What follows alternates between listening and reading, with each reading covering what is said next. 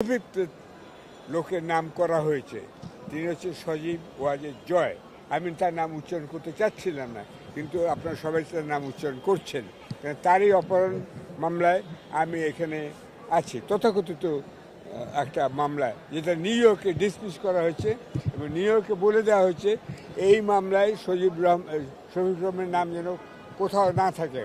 যদি আপনাদের সেই মামলার সারসংক্ষেপ চান অথবা পূর্ণ মামলার বিবরণ চান, আমার উকিল সাহেবের কাছে পেয়ে যাবেন আপনারা। আমার নাম আমেরিকাতে নাই, 10,000 মাইল দূরে যেখানে মামলা হয়েছিল।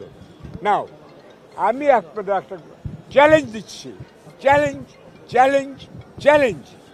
আপনারা সবাই, পত্রিকা যারা আছেন, ফটোগ্রাফার যারা আছেন, টিভিতে যারা আছেন, আপনারা খুঁজে বের করুন সজীব ওয়াজেদ জয় কীভাবে এবং কেন আমেরিকায় যেতে হয়েছিল তাকে। আপনারা সেটা দেখেন না কেন?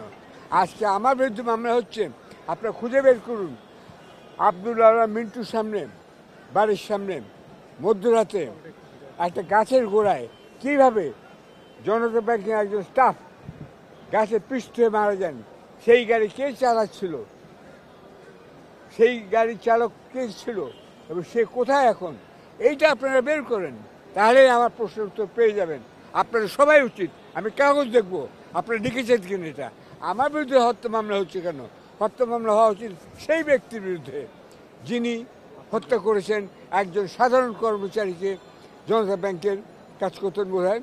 তাদের আত্মীয়স্বজনকে অনুরোধ করছি, আপনারা এগিয়ে এসুন, এদের সবাইকে বলুন আমার স্বামী, আমার ভাই, আমার ছেলেকে হত্যা করেছে যে, তাকে নিয়ে আসুন, তাকে এখানে হাজির করুন।